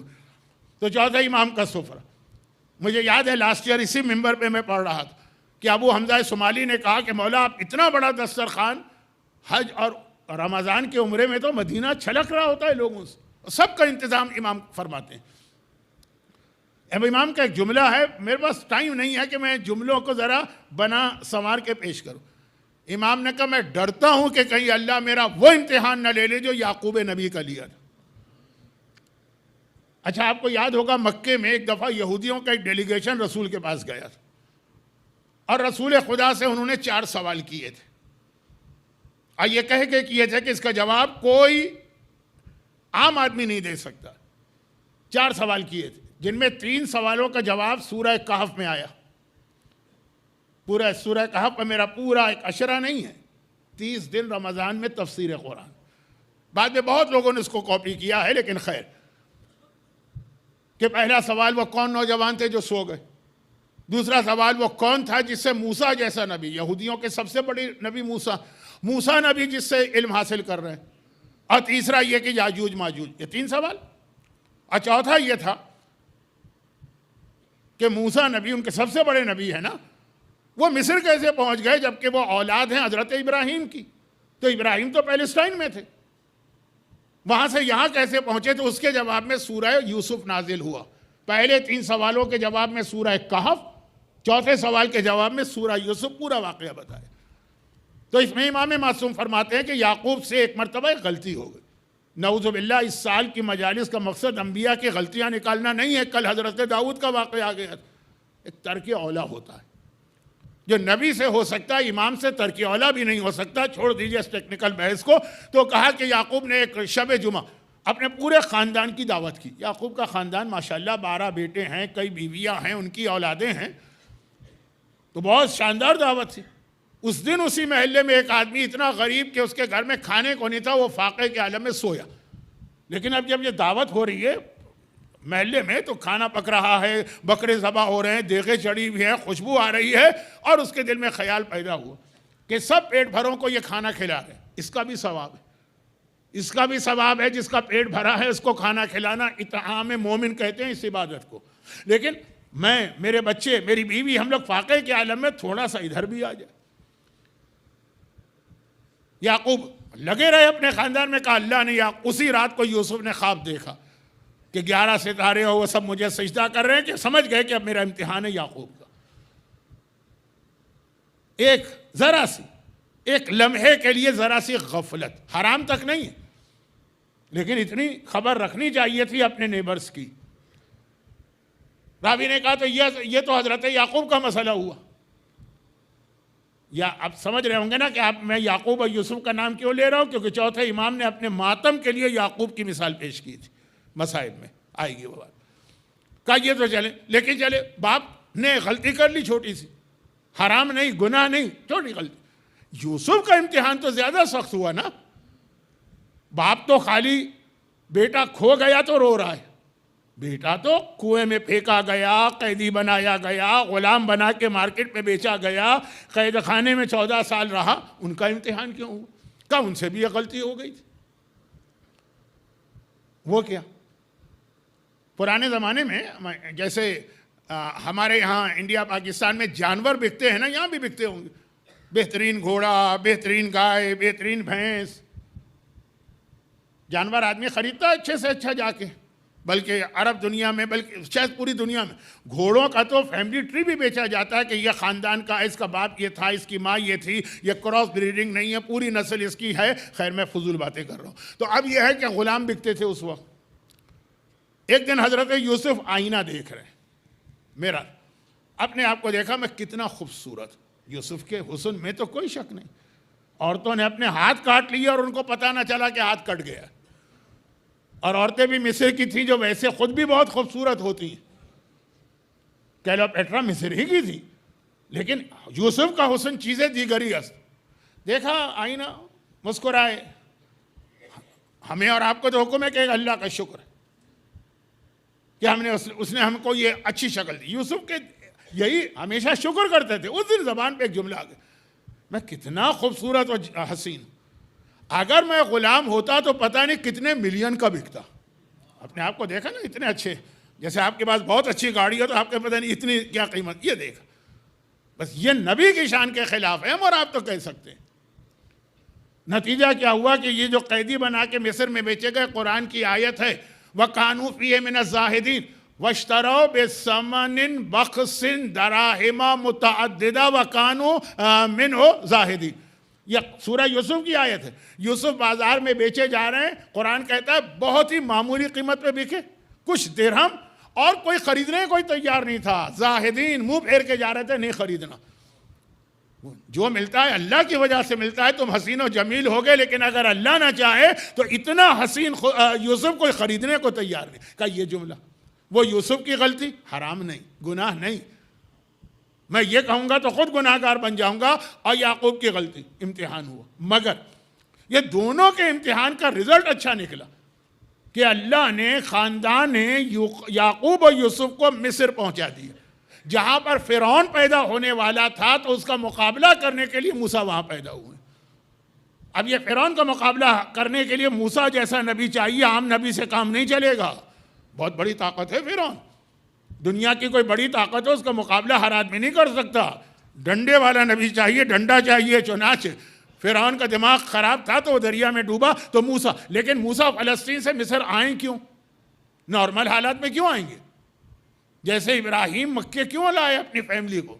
2 عورتوں میں لڑائی ہو گئی, 2 بیویوں میں, اور 2 بیویوں کا موضوع آج نہیں چھیڑنا ہے, کل بہت بات ہو گئی. تو اب یہ ہے کہ وہاں پہ کہا دیکھو ایک امتحان ہوا, ایک پرابلم میں گزرے, نتیجہ کتنا اچھا نکلا. یا جیسے میں نے کہا چوتھے امام بیمار اور اتنے بیمار, نتیجہ کتنا اچھا نکلا. اور ہم اور آپ تو جہاں پہ ہر بات ختم کرتے ہیں, جو میں نے کل بھی کہا, جس کا کھاتے ہیں اسی کا گاتے ہیں نا. نرجس خاتون کائنات کی عظیم ترین عورتوں میں سے ایک, جنہیں اللہ نے اتنا بڑا اعزاز بخشا جو شاید کسی کو نہ ملا ہو کہ اس کا بیٹا ساری دنیا پہ حکومت کرے گا. توہین کی نیت سے نہیں کہہ رہا ہوں, لیکن فیکٹ یہ ہے کہ یہ تو معصومین میں سے کسی کی اور کی ماں کو یہ اعزاز نہیں ملا. اگرچہ یہ سبھی کے بیٹے ہیں, نانی بھی, دادی بھی, پر نانی بھی بیٹے ہونے, لیکن نرجس خاتون, ان کا واقعہ آپ کو معلوم ہے. اب تو وہ اینیمیٹڈ اسٹوری بن گئی ہے تو بچے بھی جانتے ہیں. تو اس کا کیا ہے, جب ان کی شادی ہو رہی تھی اپنے فرسٹ کزن سے, بادشاہ کی بیٹی, رومن امپائر, اور بڑا ان کا احترام ہے اس لیے کہ ایک طرف سے ان کا سلسلہ ملتا ہے دنیاوی بادشاہ سے, ان کا دادا قیصر روم, اور ماں کی طرف سے سلسلہ ملتا ہے حضرت عیسیٰ کے نائب سے. یہ روحانی سلسلہ, یعنی دینی اعتبار سے بھی دنیاوی اعتبار سے بھی. جب شادی کے قابل ہوئی, دادا نے شادی کا اہتمام کیا. دونوں ہی شہزادی اور شہزادی نہیں ہوئی شادی, آندھی آ گئی, طوفان آ گیا, وہ تخت گر گیا جس پہ دولہا بیٹھا تھا, منہ کے بل جا کے گرا, وہ سارا ڈسٹرب ہو گیا. 13 سال کی بچی, نرجس خاتون کی ایج 13 تھی, انتہائی پریشان. ایک لڑکی ہو, اس ایج کی ہو, شادی ہو رہی ہو, عین وقت پہ شادی کینسل کرنا پڑے. ایسا طوفان کے قیصر روم وہ بھی شادی کا انتظام نہ کر سکا. جو آپ کے یہاں آتے ہوں گے سائیکلون اور پتہ نہیں کیا, ٹورنیڈو اور کیا کیا چیزیں, کہ پوری حکومتوں کے نظام درہم برہم. یہ روایت میں ہے کہ اس رات کو یہ اتنا رو رہی تھی اور دکھی تھی, شادی ہو رہی, لیکن ان کو کیا پتا تھا کہ یہ جو شادی اتنا ڈسٹرب ہوئی ہے, یہی تو مجھے کائنات کی سب سے بڑی نعمت عطا کرے گی. اور اسی رات کے آخر میں ان کے خواب میں شہزادی فاطمہ اور شہزادی مریم آئیں, اور پھر وہ سارا واقعہ. تو یہ جو ہے نا, یہ اللہ پہ بھروسہ کہ اگر کبھی کوئی مصیبت, کوئی پریشانی آ رہی ہے تو یقیناً اس میں ہمارے لیے کوئی فائدہ. لیکن مومن سے کہا گیا کہ مصیبتوں میں اتنا بھروسہ رکھو, تو جو شریعت ہے اس میں تو زیادہ بھروسہ ہونا چاہیے. کیونکہ آج کل یہ طریقہ ہے نا, دیکھیں میں کہاں سے کہاں آیا, حجاب کریں تو کیوں, شراب نہ پئیں تو کیوں. یہ جو وائے کا سوال آتا ہے, یہ مجھے جواب نہیں دینا چاہیے. کیوں؟ اس لیے کہ میرے سامنے جو مجمع ہے وہ یہ نہیں کہتا, یہ یوتھ کرتے ہیں.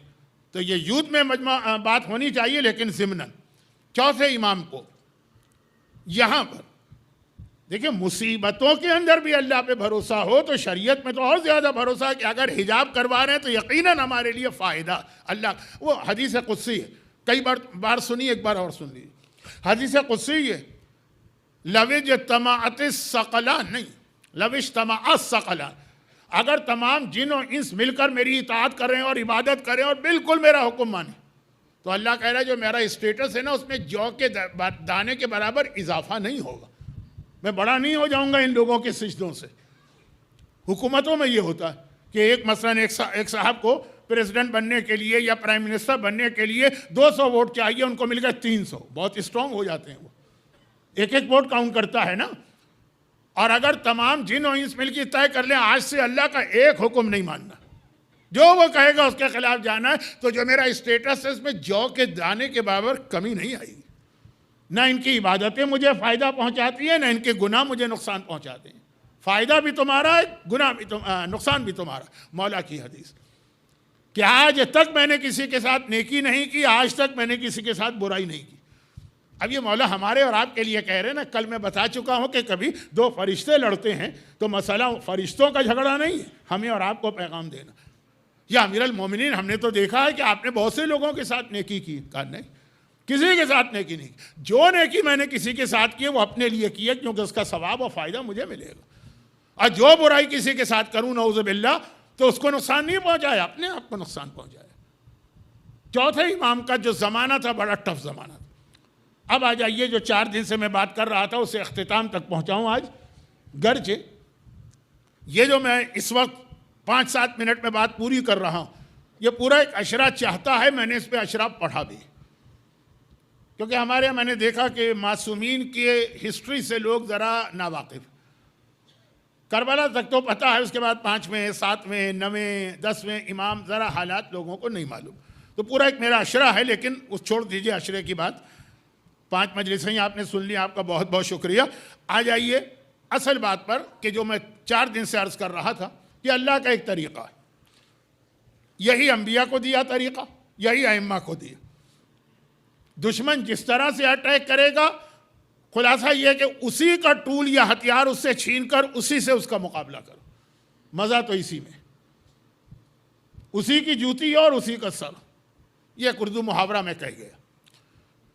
اگر وہ جادو لے کر آئیں تو تم جادو سے ملتا جلتا معجزہ لاؤ، اگر وہ میڈیکل سائنس کا کمال لے کر آئے تم اس سے ملتا جلتا معجزہ لاؤ، اگر وہ فصاحت و بلاغت لے کر آئے تو تم اس سے ملتا جلتا معجزہ لاؤ، یہ ایک طریقہ ہے، اور یہی طریقہ جو انبیاء سے ہی آگے ائمہ میں چلا۔ مولا کے خلاف پہلے دن سے ان کو نیگلیکٹ کیا گیا، نظر انداز کیا گیا، لیکن علی کا علم ایسا تھا کہ محتاج بھی تھے علی کے پاس جانے پہ، کیونکہ جب کوئی مسئلے پھنستے تھے شریعت کے تو کون حل کرے؟ نتیجہ کیا ہوا کہ ساری امت ایک دن علی کے دروازے پر آئی، چوتھا خلیفہ بنایا نا۔ امام حسن کا زمانہ آیا، معاویہ نے کرپشن کا بازار گرم کیا، رشوت دے دے کے لوگوں کا ایمان خریدا۔ یہ حسن کے خلاف خزانہ استعمال ہو رہا ہے۔ معاویہ کا مشہور جملہ ہے جو دعائے کمیل کا آخری حصہ ہے، اور جو آخری زمانے میں سفیانی اور دجال کا کنسپٹ اسلام نے دیا۔ معاویہ کا بیٹھا ہوتا ہے، ایک طرف تلوار ہوتی ہے، ایک طرف اشرفیوں کی تھیلی۔ اے معاویہ تو اتنا کامیاب کیسے ہے کہ علی بھی بظاہر تیرے سامنے ہارتے نظر آ رہے ہیں، نعوذ باللہ۔ کہ یہ 2 چیزیں، ایک طرف تلوار ہے، ایک طرف اشرفی، پہلے اشرفی دیتا ہوں اور خریدتا ہوں۔ کیا خریدتا ہوں؟ گاڑی نہیں، مکان نہیں، بزنس نہیں، لوگوں کا ایمان خریدتا ہوں۔ پھر بھی کوئی نہ مانے تو پھر یہ تلوار، لیکن اصل ہتھیار میرا یہ اشرفیاں، یہ دولت ہے۔ اللہم من ارادنی بسوء فاردہ ومن کادنی فکدہ، دعائے کمیل۔ اے خدا جو برائی کا ارادہ کرے یعنی گردن اڑائے تو اس کی برائی اس پہ پلٹا دے، اور جو کادنی چیٹنگ اور فراڈ کرے اس کا فراڈ اسی پہ پلٹا دے، یہ ہے وہ رشوت۔ سفیانی تلوار لے کے محبان اہل بیت کو قتل کرے گا، دجال انٹرٹینمنٹ اور روزی رزق کے حوالے سے لوگوں کا ایمان خریدے گا۔ یہ سارے الگ الگ پورے مجلسوں کے موضوع ہیں اور آپ کے سنے ہوئے ہیں، 50 سال سے آپ مجلسیں سن رہے ہیں، ایک سے ایک بڑے علماء کو سنا۔ تو خلاصہ یہ ہے کہ معاویہ نے سلسلہ شروع کیا ایمان خریدنے، دولت۔ اس کے مقابلے میں پھر حسن کا مقابلہ اسی طرح سے تھا۔ حسن نے دسترخوان بچھا کے سخاوت کا مظاہرہ کیا۔ دربار یزید میں چوتھے امام کا جو خطبہ میں نے شاید پہلے دن یا دوسرے دن، پہلے دن ایک جملہ پڑھا تھا، لیکن وہ شروع کہاں سے ہوتا؟ اُعْطِینَا بِسِتَّةٍ وَفُضِّلْنَا بِسَبْعٍ، اللہ نے ہمیں 6 نعمتیں دی ہیں اور 7 فضیلتیں دی۔ اُعْطِینَا بِسِتَّةٍ وَفُضِّلْنَا بِسَبْعٍ، اُعْطِینَا الْعِلْمُ وَالْحِلْمُ وَالسَّمَاحَةُ وَالْفَصَاحَةُ وَالشَّجَاعَةُ وَالْمُحَبَّةُ فِي قُلُوبِ الْمُؤْمِنِينَ۔ ہمیں علم دیا، ہمیں حلم دیا ہے، ٹالرنس، ہمیں سماحت دی ہے یعنی سخاوت، راہ خدا میں دان کرنا. ہمیں فصاحت دی ہے یعنی وہ نہج البلاغہ کے خطبے. ہمیں شجاعت دی ہے یعنی میدان کربلا میں وہ حسین کا 3 دن کی پیاس کی عالم میں جہاد. اور ہمیں والمحبہ وہ محبت دی ہے جو ہر ایک کے دل میں نہیں ہے، مومن کے دل میں. وَفُضِّلْنَا بِالصَّبْرِ، اور ہمیں فضیلت دی ہے کائنات پر ساتھ کے ذریعے. بِأَنَّ مِنَّا النَّبِيُّ الْمُخْتَارُ وَالصِّدِّيقُ وَالطَّيَّارُ وَأَسَدُ اللَّهِ وَأَسَدُ رَسُولِهِ وَسِبْطَ هَٰذِهِ الْأُمَّةِ وَسَيِّدَةُ النِّسَاءِ وَمِهْدِيهَا. یہ 7 فضیلتیں ملی ہیں کہ نبی مختار رسول ہمارے درمیان، صدیق جو مولا کا لقب، صدیق اکبر ہمارے درمیان ہے، جعفر طیار ہمارے درمیان ہے، شیر خدا اور شیر رسول یعنی جناب حمزہ ہمارے درمیان. سبطہ ہاذہ الامہ وہ 2 نواسے ہمارے درمیان ہیں. سیدۃ النساء تمام عورتوں کی سردار ہم میں سے ہے، اور اس امت کا مہدی ہم میں سے. یہ آخری لفظ بہت اہم ہے. 61 ہجری ہے، دربار یزید ہے، 4تھا امام ہے. ابھی 12ویں امام میں تو بہت ٹائم باقی ہے، لیکن خطبے میں 12ویں کا ذکر ہوا، وہ ایک الگ موضوع ہے. کبھی موقع ملا اس پر بھی بات کروں گا، اگرچہ فی الحال آئندہ کئی سال میرے مصروف ہیں. لیکن فی الحال تو اب اس کے اندر کا سخاوت، علم، وہ مولا کے ذریعے سے، مولا نے علم کے ذریعے دشمنوں کا مقابلہ کر کے اس منزل پہ مسلمانوں کو پہنچائے کہ سارے مسلمان علی کے دروازے پہ پلٹ کے آئے، ہاتھ جوڑ کے کہا یا ابوالحسن ہم نے بڑی غلطی کی دوسروں کو خلیفہ بنا کر، اب آپ چاہیے. اور پھر سخاوت. اب ایک ضمنی ایک بات کہہ دوں، یہ راہ خدا میں دان کرنا، پیسہ خرچ کرنا، یہ پیسے کو کھینچ کے لاتا، بڑی برکتیں ہوتی. اب میں نے آپ حضرات کے بارے میں سنا ہے، یہ سنی سنائی بات کر رہا ہوں کہ آپ حضرات بہرحال جتنا اللہ نے دیا اس کے اعتبار سے بہت خرچ بھی کرتے ہیں. یہ سنا ہے، اس لیے کہ مجھے تو آج تک اس کا کوئی پریکٹیکل ایکسپیرینس ہوا نہیں ہے. لیکن اچھا، اس جملے کا غلط مطلب نہ لے لیں. جو ابھی میں نے جملہ کہا نا، اس کو ہماری یو پی کی زبان میں حسن طلب کہتے ہیں. حج میں تھا، شروع کے حج، گرمی تھی بہت، پورا یہ 30 سال کا سائیکل 2 دفعہ میرے سامنے تقریباً مکمل ہوا، سردی سے گرمی سے گرمی سے سردی. تو اس وقت بہت گرمی تھی. آئس کریم، اب آج کل تو اتنی آئس کریم ملتی ہے کہ آدمی کھاتے کھاتے تھک جاتا ہے. فریزر ہر خیمے میں بھرے ہوتے ہیں، اور ہر خیمے والا سمجھتا ہے کہ یہ ہمارا انتظام بہت اچھا ہے. جی نہیں، جہاں چلے جائیے ہر فلیور کی آئس کریم. میں کہاں پھسل کے چلا گیا. نہیں تو خلاصہ یہ ہے کہ اس وقت آئس کریم، مومن آئے آئس کریم لے کے، اس وقت احتیاط کرتے تھے. مولانا احرام کی حالت میں آئس کریم کھا سکتے ہیں کہ نہیں کھا سکتے؟ اچھا، مسئلہ بالکل صحیح تھا، انہوں نے احتیاط کی. میں نے کہا اگر اس میں زعفران ہے تو احرام کی حالت میں زعفران تو حرام ہے، بہت بڑا حرام ہے. زعفران بہت بڑا حرام ہے. آپ ذرا سے زعفران کھائیں گے اور فوراً بکرا واجب ہوگا. ایک صاحب نے حج کے زمانے میں 70 آئس کریم کھائی تھی، 70 بکرے ان پہ واجب ہوئے. وہ ایک الگ مسئلہ ہے، کبھی وہ ایک الگ سناؤں گا. تو میں نے کہا کہ زعفران خوشبو ہے تو نہیں ہے، لیکن باقی جو ہے آپ آئس کریم کھائیے، ونیلا ہے یا پستہ ہے یا چاکلیٹ ہے.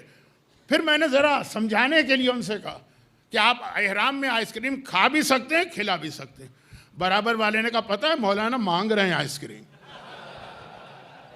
یہ جو کہا نا کھا بھی سکتے ہیں کھلا بھی سکتے ہیں، یہ ہے انڈائریکٹ وے میں کہا کہ ایک آئس کریم میرے لیے بھی لے کے آ جائیے. تو اس کو ہم لوگ کہتے ہیں حسن طلب. تو وہ جو میں نے کہا اس کو یہ نہ سمجھیے، لیکن میں کہہ رہا ہوں کہ پریکٹیکل مجھے کچھ نہیں ہوا کہ آپ لوگ سخی ہیں کہ نہیں ہیں، لیکن سنا بہت.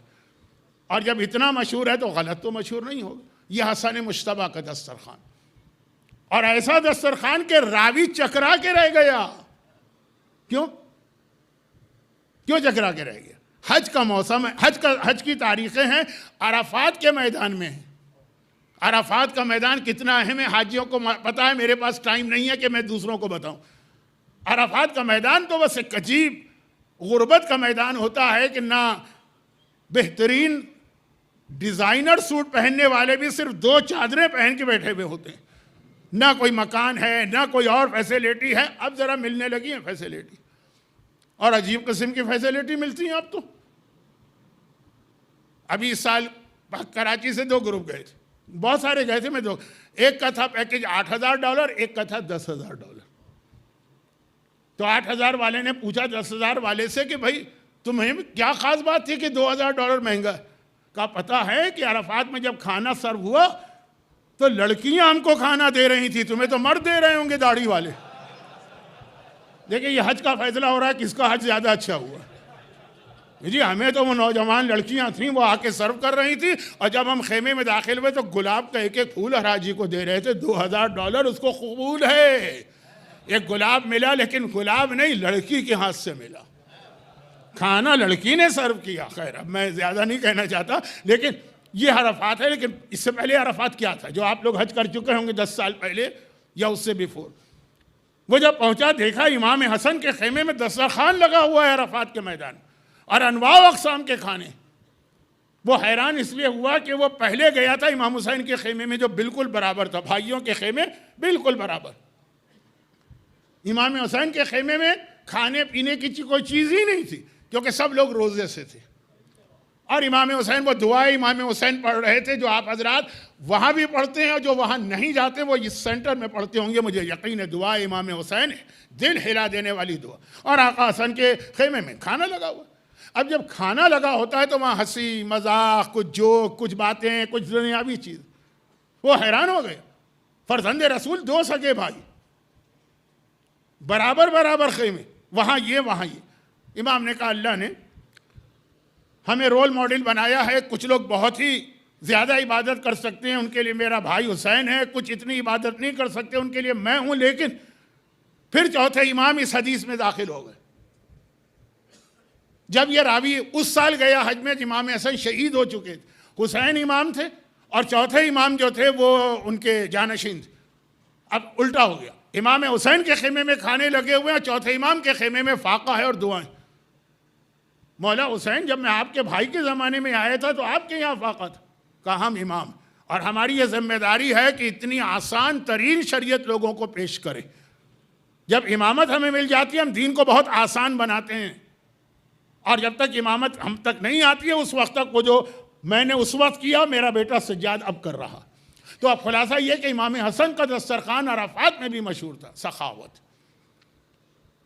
اچھا فرق کیا ہے؟ وہ معاویہ بھی پیسے خرچ کر رہا ہے لوگوں پر, امام حسن غلط کام کے لیے پیسے دیں وہ برائبری اور رشوت ہے, اور نیک کام کے لیے پیسے دیں وہ سخاوت. تو امام حسن نے سخاوت کے ذریعے کتنے لوگوں کو اپنی جانب کھینچا. اب پھر امام حسین کا تو خیر جہادی الگ ہے, اس کو تو کہنا ہی بیکار ہے. کتنا اچھا یہ بچہ پڑھ رہا تھا امام حسین کی شان میں, جیتا رہے, سلامت رہے, اسی طرح سے یہ ترقی کرے. پھر آیا چوتھے امام کا زمانہ. اب یہاں پہ اب دیکھیں دشمنان اہل بیت جو کر رہے ہیں اس کا جواب اسی طرح. بہت وقت پورا ہو چکا ہے, میری مجلس کا زیادہ ہی ہو رہا ہے کیونکہ ابھی غم کا بیان باقی ہے. امام زین العابدین کے زمانے میں دشمنوں نے اپنا طریقہ بدل دیا. کیا بدلا؟ کہا کہ ہم نے علی کے خلاف بہت پروپیگنڈا کیا تھا, فیل ہو گئے. دنیا پھر اسی علی کے دروازے پہ پہنچی. حسن کے خلاف ہم نے بہت رشوتیں دی تھی, فیل ہو گئے. حسن نے اتنی سخاوت کی, لوگ پھر وہیں پہ آئے. حسین کے خلاف ہم نے تلوار نکالی کہ ان کا خاتمہ ہی کر دو. یہ تو اور الٹا ہمارے گلے پڑ گیا. نام یزید قیامت تک کے لیے داخل دشنام و قابل لعنت بن گئے. اب کیا کریں؟ تلوار سے کام نہیں چلا, رشوت دینے سے کام نہیں چلا, پروپیگنڈا کرنے سے کام نہیں چلا. اب اہل بیت کو کیسے روکا جائے؟ تو چوتھے امام کے زمانے میں طریقہ یہ اختیار کیا کہ لوگوں کو عیاش بنا دو. اگر لوگ عیش و آرام کی عادی ہو جائیں. اب پروپیگنڈا نہیں ہو رہا چوتھے امام کے خلاف. پوری تاریخ دیکھ ڈالیے, ایک جملہ بھی چوتھے امام کے خلاف کربلا کے بعد نہیں ملے گا. مولا کے خلاف کیا کیا تہمتیں لگائی گئی. ممبر سے 99 سال تک یا 90 سال تک مولا کو برا بلا کہا گیا. سجاد کے خلاف کوئی تلوار نہیں نکالی گئی, جبکہ تلوار سجاد کے زمانے میں یزید کی فوج نے مدینے پہ اٹیک کیا, اور یزید کا آرڈر تھا 3 دن تک مدینے میں ساری حرام چیزیں حلال ہیں.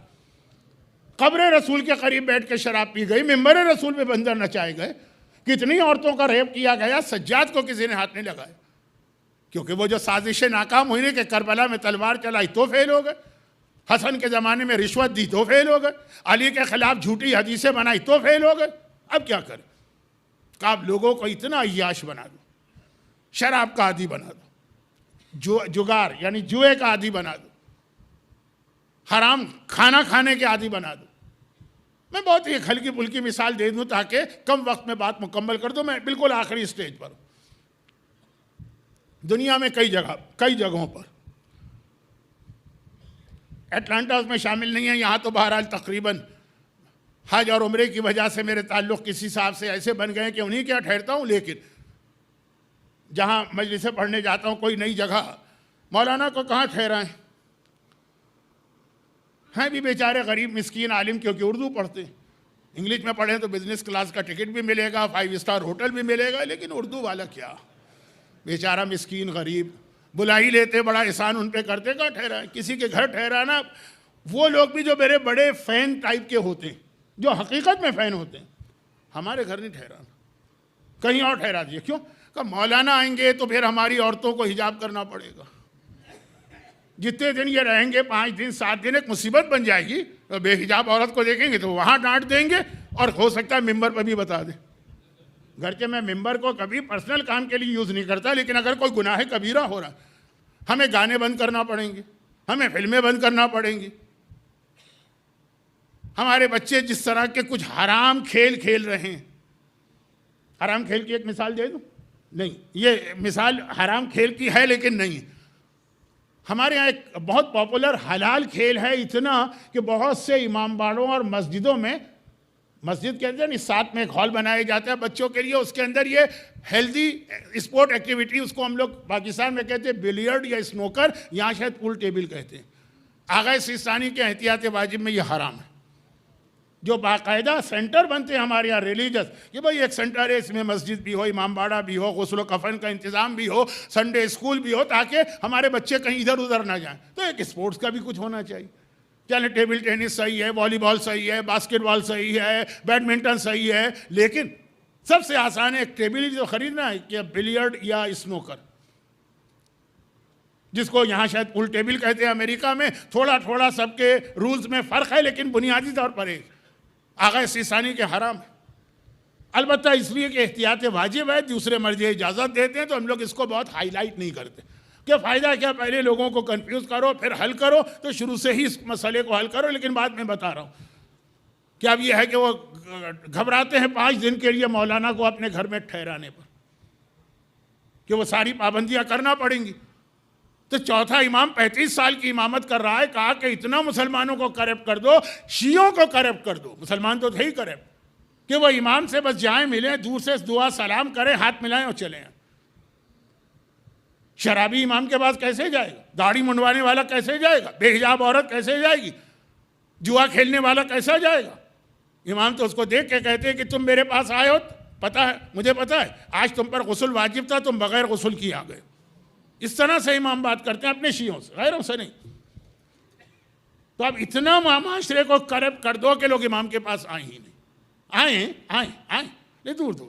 جیسے ہم لوگ کربلا جاتے ہیں نا, تو جو آپ لوگ تو خیر ویسے ہی حجاب کرنے کے عادی ہیں, کم از کم امام باڑے کی حد تک تو آج میں نے دیکھ لیا. باہر پتہ نہیں شاپنگ مال میں کیا ہوتا ہوگا, واللہ عالم. لیکن کتنے ہی ایسے اپر فیملی کے لوگ ہیں, پیسے والے, کربلا جاتے ہیں, ان کی عورتوں کو حجاب کرنا ہوتا ہے, زبردستی وہاں ان کو پہنائی جاتی ہے آبا یا جو بھی. لیکن وہاں سے نکلتے ہیں, پھر دیکھیے ان کی تصویریں فیس بک کے اوپر بھی لگی ہوتی. تو اب یہ کہ امام سے ملو, عقیدت محبت, ہاتھ کو بوسہ دو, سلام کرو, مولا قدم چومو, کوئی حاجت ہے حاجت پیش کرو, لیکن زیادہ کلوز نہ ہو, اتنا بگاڑ دو. اور چوتھا امام کا اب یہ جہاد ہے. امام علی کے خلاف پروپیگنڈا ہوا, اس کا جواب امام علی نے اپنے علم سے دیا. علم کا جواب علم سے, یعنی وہ جھوٹی حدیث بنا رہے ہیں, امام علی سچی حدیث سے پیش کر رہے ہیں. امام حسن کے خلاف رشوت کا پیسہ استعمال ہوا, امام حسن نے سخاوت کے دسترخوان سے. امام حسین کے خلاف تلوار چلائی گئی, امام حسین نے اپنی شجاعت سے ان کو شکست دی. سجاد کے خلاف عیاشی کا موومنٹ چلایا گیا, سجاد نے اپنے, وہ تو معصوم ہے لیکن اپنے شیعوں کے کردار کو بنانا چاہا. کردار بنانے کی 2 چیزیں تھیں, بختم بات. یہ 2 چیزیں شاید پچھلے سال بھی میں نے کہی تھی, لیکن یاد دلانا. 2 چیزیں. نمبر 1 عزاداری. عزاداری کے بہت سارے بینیفٹ ہیں, خالی یہ نہیں ہے. لیکن ایک بات یاد رکھیے, عزاداری اور ایسی عزاداری جیسے حسین کی ہے. تمام دنیا کے لوگ جانتے ہیں کتنا ہی بڑا غم کیوں نہ ہو, ٹائم گزرنے کے ساتھ کم ہونے لگتا ہے. ایک ماں کا 18 سال کا بیٹا مر جاتا ہے, وہ پاگل ہوتی ہے 1 سال تک, 4-5 سال بعد غم تو ہوتا ہے لیکن کافی کم ہو جاتا ہے. یہ فطرت ہے, ورنہ آدمی, دنیا کے آدمی مر جائیں, اللہ نے ایسا بنایا. حسین کا غم وہ ہے کہ 1400 سال کے بعد بھی اتنا ہی زیادہ تر و تازہ ہے. اور ایسا ہی لوگ غم کرتے ہیں حسین کا, جو اپنے باپ اور ماں کا غم 2 سال بعد نہیں کرتے. تو اب یہ جو ہے نا غم، اچھا جہاں غم ہوگا، مثلا کسی کا جوان بیٹا مر گیا خود، وہ چاہے گانا سننے کا عادی ہو، چاہے وہ شراب پینے کا عادی ہو. اب کبھی کبھار ہمارے لوگ کہتے ہیں غم غلط کرنے کے لیے شراب پینا، لیکن جوان بیٹے کی میت پہ نہیں پیے گا وہ. تو جتنا عزاداری کو اسٹرانگ کرو، پروموٹ کرو گے، یہ انسان کو گناہوں سے روکے گی اگر وہ غم کی کیفیت ہے. جیسے عاشور کے دن حلال چیزیں کھانے کو دل نہیں چاہتا، حرام کون کھائے گا؟ اب میں بہت شارٹ کر رہا ہوں ورنہ بہت سارے اس کے اندر پوائنٹس ہیں، حدیثیں ہیں، لیکن چھوڑ دیجیے. چوتھا امام عزاداری کو اسٹرانگ سے اسٹرانگ کر رہا. جگہ جگہ عزاداری، جو لوگ عمرے پہ جاتے ہیں ان کو پتہ ہے کہ چوتھے امام کے نام سے سب سے زیادہ مسجد مدینے میں، نہ امام علی کے نام سے، نہ شہزادی فاطمہ کے نام سے، نہ باقی کسی امام کے نام. آپ میدان احد میں گئے تو وہاں پہ ایک مسجد ہے، آپ میدان خندق میں گئے وہاں پہ ایک مسجد ہے، آپ باغ سلمان میں گئے وہاں پہ ایک مسجد ہے. چوتھا امام، چوتھا امام، چوتھا امام. وجہ یہ تھی کہ چوتھے امام عزاداری کو پھیلا رہے تھے. ہر جگہ جا کے 6 مہینے، 1 سال، 2 سال اسٹے کرتے تھے اور صف اعضا بچھاتے تھے کہ یہ ایک طرف تو یہ اہل بیت کا حق ادا ہے، لیکن یہ انسان کو گناہوں سے روکتا ہے. اور دوسری جانب پھر وہ جملہ آ جائے گا، آپ کہیں گے اب مولانا اپنے اوپر آ گئے. عذاب قبر اور عذاب جہنم سے ڈراتے ہیں. صحیفہ کاملہ کی دعائیں دیکھ لیجئے، یعنی ایسے اسٹرانگ ورڈ ہیں. ابو حمزہ صومالی جیسا عظیم صحابی جن کے بارے میں چھٹے نے کہا کہ ابو حمزہ کا وہ اسٹیٹس ہے جو سلمان فارسی کا اسٹیٹس ہے، اتنا عظیم صحابی. اس کی دعا جو رمضان میں ہم لوگ پڑھتے ہیں، کیا جملہ؟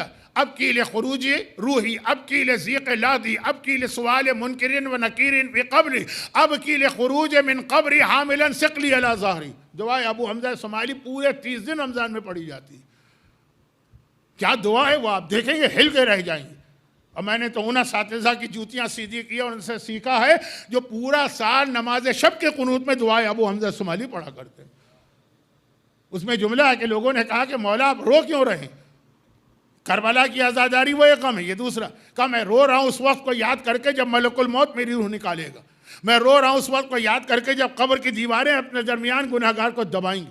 میں رو رہا ہوں جب منکر و نکیر آ کے سوال کرے گا تم نے اپنی جوانی کیسے گزاری. میں رو رہا ہوں اس دن کو یاد کر کے جب اسرافیل وہ سور پھونکیں گے اور میں اپنے گناہوں کا بوجھ نہیں، گناہ نہیں، میں اپنے اعمال کا بوجھ اپنی گردن پیٹھ پر اٹھا کے نکلوں گا. یہ کس کے لیے؟ اپنے لیے. نعوذ باللہ. معصوم ابن معصوم ابن معصوم، فاطمہ زہرا کا پاک و پاکیزہ بیٹا. یہ ہمارے اور آپ کے لیے ذہن ہلا رہے ہیں کہ یاد کرو ایک دن قبر میں جانا، وہاں پہ اعمال کام آئیں گے، وہاں پہ یہ ڈیری کوئن یا وہاں پہ پیسے کام نہیں آئیں گے. ہاں آئیں گے اگر آپ نے یہاں راہ خدا میں خرچ کیا، یہ وہاں ملے گا آپ کو. لیکن کریں نا خرچ راہ خدا میں، حلال حرام نہیں. لیکن میں بات کو شارٹ کر دوں، ختم کروں کہ یہ 2 چیزوں کے ذریعے سے اس عیاشی والے ماحول کو، انٹرٹینمنٹ کے ماحول کو روکا جو آج کل بنایا گیا. آج کل پوری دنیا میں عام طور پہ کہیں کہیں ظلم ہوتا ہے صاحبان ایمان پر، پروپیگنڈا بھی ہوتا ہے، لیکن سب سے زیادہ جس طریقے سے ہم کو اور ہماری عورتوں کو، ہمارے بچوں کو بہکا رہے ہیں وہ یہی عیاشیاں. ویڈیو گیم میں لگا دو، واٹس ایپ پہ لگا دو، ٹی وی پہ لگا دو، کمپیوٹر گیم میں لگا دو، یہی ساری چیزیں. جو اس میں حلال ہے اس کی بات نہیں کر رہا ہوں، لیکن اس کے ذریعے سے اتنا وہ ڈائیورٹ کر رہے ہیں. تو چوتھے امام کی سیرت آج کے دور میں سب سے ہے. اور جو سب سے بڑی بات ہے وہ یہ، جو علماء سے آپ کو ایک کمپلین ہوگی، آپ کو نہیں ہوگی کیونکہ جمال پور تاج پور کے لوگ ذرا سا پرانے مزاج کے نا، وہ علماء کا احترام کرتے ہیں. میں بہت ہی چیپ مثال دے دوں، انڈیا اور پاکستان کو چھوڑ کر اب گلف میں بھی، دنیا میں کہیں بھی جاؤں، میں رہتا بھی آسٹریلیا میں ہوں اور امریکہ میں بھی آتا ہوں، کہیں ایسا نہیں ہوتا کہ میں مجلس میں آؤں اور وہاں شیلف کے پاس رکوں، جوتے اتاروں اور اپنے جوتے خود رکھوں. نہیں، انڈیا پاکستان میں سوال ہی نہیں پیدا ہوتا. 10 مومن دوڑ کے آتے ہیں، مولانا یہ آپ کا کام نہیں. وہ یہ جوتے کیوں اٹھا رہے ہیں؟ احترام میں نا.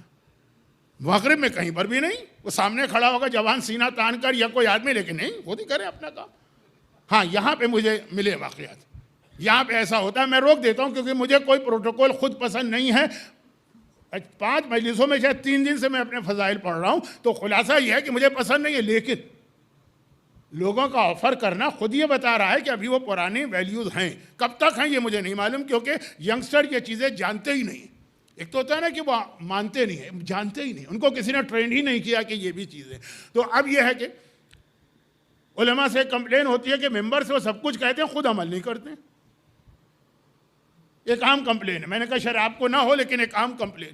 جی وہ ممبر سے دھواں دار تقریر کرتے ہیں، غیبت حرام ہے، لیکن بیٹھو ان کے ساتھ بیٹھ کے تو آدھے گھنٹے میں 50 غیبتیں وہ خود کر لیں گے. مثلا ہم سے کہتے ہیں جیلسی اور حسد حرام ہے، کوئی ترقی کر رہا ہے کرنے دو، لیکن خود ان کی باتیں سنو، اس کے جیلس وہ اس سے جیلس. یہ ایک عام کمپلین ہے. صحیح ہے کہ غلط ہے وہ موضوع نہیں ہے، ٹائم آپ دیکھیے، کل آپ کو جانا ہے ویک ڈے میں، ابھی آپ کو تابوت بھی اٹھانا. لیکن خلاصہ یہ ہے کہ امام معصوم بالکل الٹا ہوتا ہے. پہلے اپنے آپ کو ایز اے رول ماڈل پیش کرتے ہیں، پھر ہم سے کہتے ہیں کہ یہ کرو. چنانچہ جس طرح سے ہم کو روکا ان تمام گناہوں سے 2 چیزوں کے ذریعے، تو خود کیسے عمل کی. کائنات میں سجاد سے بڑا کوئی عزادار بنا نہیں. کائنات کا سب سے بڑا عزادار سجاد. اگر عزاداری ہم سے اور آپ سے کروائی تو خود دیکھیں کتنی عزاداری. اور اگر گناہوں سے روکنے کے لیے ہمیں تقوی اور پرہیزگاری کا سبق دیا تو خود اتنی عبادت کر کے دکھائی کہ ایک روایت ہے کہ روز قیامت پوری کائنات کے لوگ جمع، آدم سے لے کے خاتم یعنی رسول تک، اور خاتم سے لے کے قیامت تک سارے انسان ایک سے ایک ٹاپ کے لوگ. ایک مرتبہ اعلان ہوگا جو زین العابدین ہے وہ آگے بڑھائے. اب یہ اعلان ہو رہا، اب سب حیران ہے کہ یہ زین العابدین، تمام عبادت کرنے والوں کی زینت، کون آگے بڑھتا ہے؟ آدم نبی اللہ صفی اللہ کھڑے ہیں، وہ آگے نہیں بڑھے. میں وہ توہین والا جملہ نہیں کہنا چاہتا کہ آدم میں بھی ہمت نہیں آگے بڑھنے کی، نہیں، یہ توہین.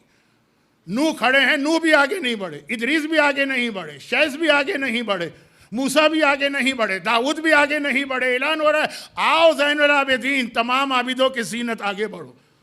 سلیمان بھی آگے نہیں بڑھے، یعقوب بھی آگے نہیں بڑھے، یوسف بھی آگے نہیں بڑھے، ہارون بھی آگے نہیں بڑھے، سب ہیں وہاں پہ. یحییٰ بھی آگے نہیں بڑھے، زکریا بھی آگے نہیں بڑھے، عیسیٰ بھی آگے نہیں بڑھے. اب جو جملہ ہے وہ ذرا توہین والا بنے گا. محمد مصطفیٰ بھی آگے نہ بڑھے، علی مرتضیٰ بھی آگے نہ بڑھے، حسین شہید کربلا بھی آگے نہ بڑھے. ایک بار صفوں کو چیرتا ہوا علی ابن الحسین میرا چوتھا امام آگے بڑھ رہا ہے، اور وہاں پہنچا جہاں بلایا گیا، اور قدرت کی آواز آ رہی ہے یقیناً بے شک یہی ہے تمام کائنات کی عابدوں کی زینت. ایسی عبادت کی زین العابدین. ہم سے کہا تم عابد بن جاؤ تو ٹھیک ہے، لیکن خود ایسے زین العابدین بنے کہ آدم اور نوح، موسیٰ اور عیسیٰ ان سب کی عبادت سے آگے بڑھ گئے. اب یہاں پہ کوئی کہے گا کہ مولانا اس میں آپ نے دوسرے اماموں کی توہین تو نہیں کر دی. نئے آدمی یہ کہے گا جو 4 دن سے مجھے سن رہا وہ یہ نہیں کہے گا، کیونکہ میں نے کہا تھا کہ ہر امام، تمام امام ایکول ہے، لیکن حالات کے تحت کسی کی ایک خاصیت سامنے آتی.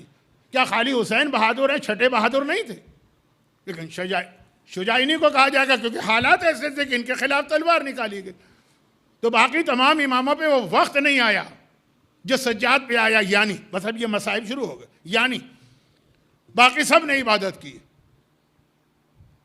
قید خانے میں بھی 7ویں امام نے عبادت، سب نے عبادت کی، لیکن سجاد جیسی عبادت حالات کے تحت. ورنہ یہی وقت، جیسے میں نے کہا نا کہ حسن اگر کربلا میں ہوتے تو حسن تلوار چلاتے، حسین اگر معاویہ کے سامنے ہوتے تو حسین صلح نامے پہ دستخط کرتے. باتیں آئی تھی نا، اسی لیے آئی تھی.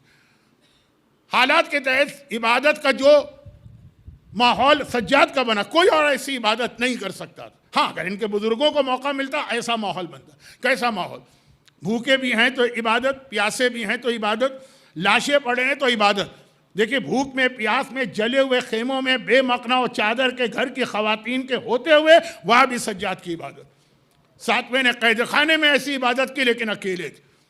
7ویں کی کوئی بہن، 7ویں کی کوئی بیٹی، 7ویں کی ماؤں میں سے کوئی ایک ماں بے مقنا و چادر کے ساتھ نہیں چل رہی ہے کہ اس وقت عبادت کر رہے ہیں. اگر بنتا ماحول وہ بھی یہی کرتے تو وہ بھی زین العابدین ہوتے، وہ یہی کرتے. لیکن بات یہ ہے کہ زین العابدین سجاد کیوں بنے؟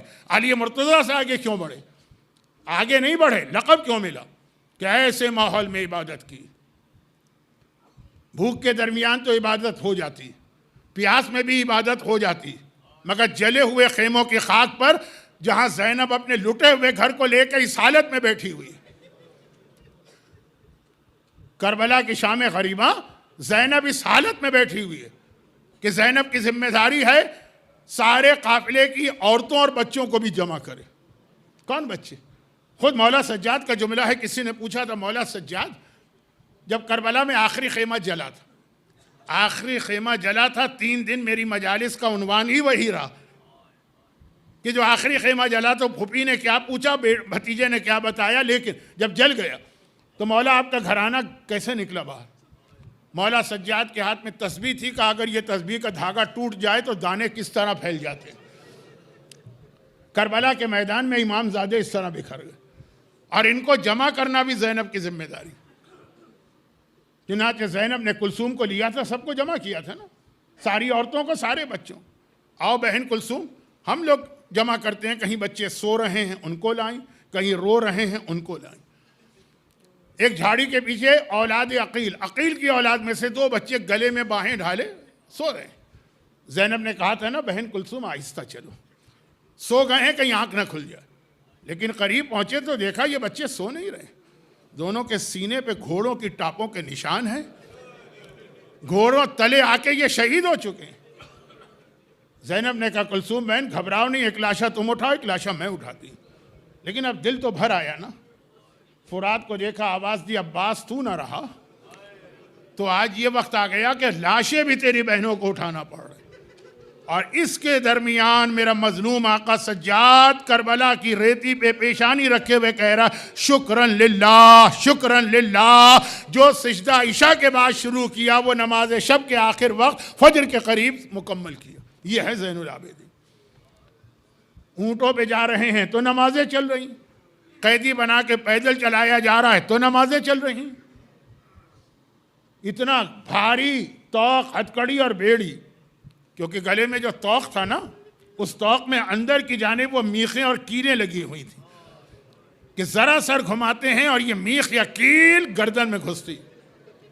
1 سال مظلوم آقا نے گزارا، اور پھر جو واپس اور اس دوران جو اصل جملہ مکمل کرنا ہے، اس دوران عبادتوں کا سلسلہ جاری ہے، تو یہ زین العابدین قیامت کے دن بنے آدم و نوح کے ہوتے ہوئے۔ اور پھر مدینے آ گئے تو روئے، اور ایسا روئے کہ 35 سال میرا مظلوم آقا روتا رہا۔ 35 سال مدینے میں حج اور عمرے کے زمانے میں، جو عمرے کا پیک زمانہ ہوتا ہے، بہت رش ہوتا ہے، اور ہر آدمی کی خواہش ہے کہ مسجد النبوی میں جا کے نماز پڑھے، اور عام مسلمانوں کا ہے کہ نہیں وہ تکبیر بھی امام کے ساتھ ملنی چاہیے۔ نماز کا وقت ہو گیا تھا، کوئی مسلمان تیزی سے جا رہا تھا، اب وہ مین روڈ سے جاتا تو دیر لگتی، وہ پیچھے کی گلی سے گیا، جا رہا ہے جلدی سے کہ اذان ہو گئی ہے، کہیں امام اللہ اکبر نہ کہہ دے۔ ایک گھر کے قریب سے گزرا، چھت پر سے پانی اس کے کپڑوں پہ آ کے گرا، وہ گھبرا کے رک گیا، پتہ نہیں یہ پانی کیسا ہے، پاک ہے کہ نجس ہے، میں مسجد میں جا رہا ہوں، نماز پڑھنے جا رہا ہوں۔ اور غلام کھڑا تھا، کہا رک کیوں گیا؟ کہا مسجد میں جا رہا ہوں، نماز پڑھنے جا رہا ہوں، کپڑے پاک ہونا چاہیے، پتہ نہیں کیسا پانی۔ غلام نے کہا اس سے زیادہ پاک پانی تجھے نہیں ملے گا۔ اس مکان کی چھت پہ ایک یتیم بچہ بیٹھا ہوا اپنے پورے لٹے گھر کا ماتم کر رہا۔ اتنا روتے تھے سجاد، اتنا روتے تھے کہ جیسے بارش کا پانی چھت سے ٹپکتا ہے نا، اس طرح سجاد کے آنسو مدینے کی گلیوں میں گرا کرتے تھے۔ سننا آسان ہے، سوچے کیسا ماتم ہوگا۔ اور جب کسی نے سوال کر لیا، کسی نے کیا، منہال کوفی نے سوال کیا، مولا کے قریبی صحابی، سجاد مولا یہ بتا دیجئے کہ آپ اتنا رو رہے ہیں، اتنا رو رہے ہیں، آپ کے خاندان کی شہادت کو تو 30 سال گزر گئے، کب تک روئیں گے؟ کہا تو نے انصاف نہیں کیا۔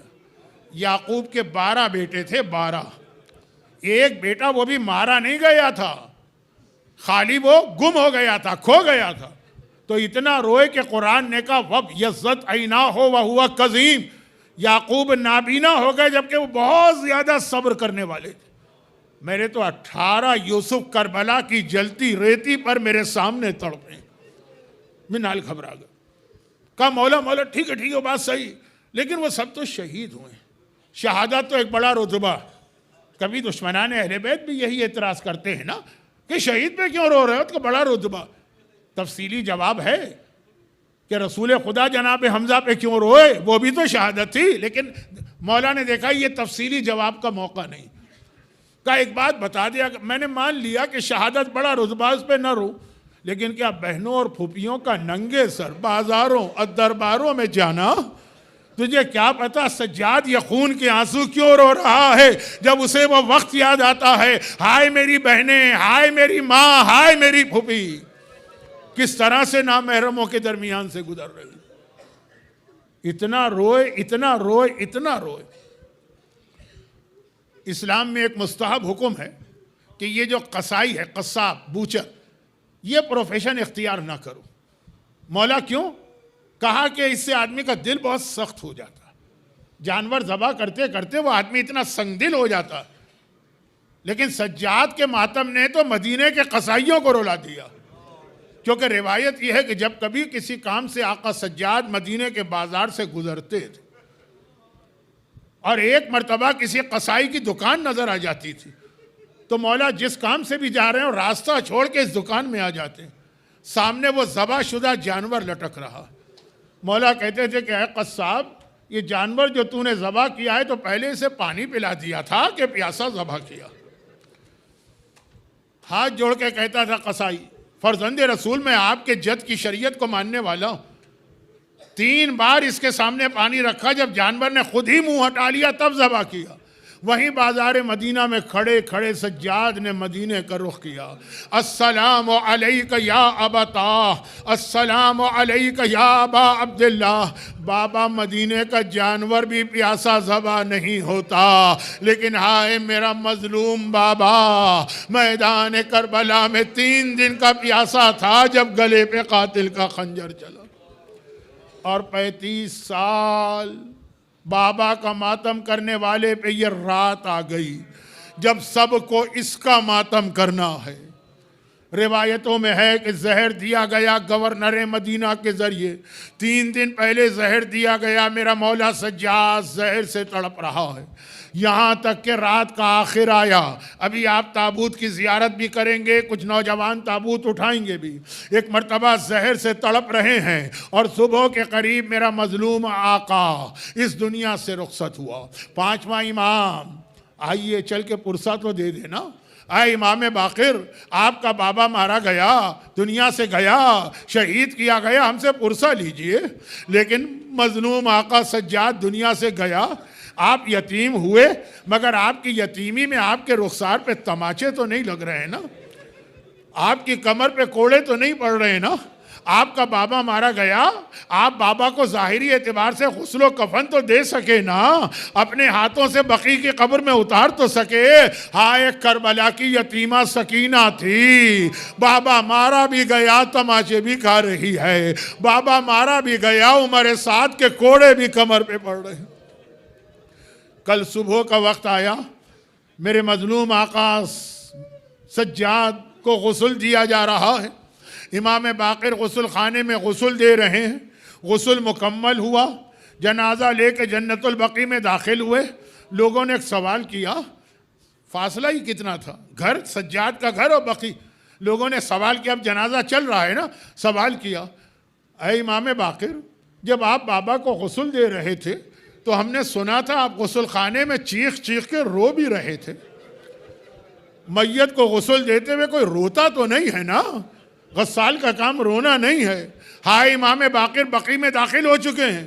ایک مرتبہ کہا کہ ارے تجھے کیا پتا، جب میں نے غسل کا پانی گردن پہ ڈالنا چاہا تو آج 35 سال بعد بھی میرے بابا کے گلے میں اس طوق خاردار کا زخم اب تک تازہ نظر آیا۔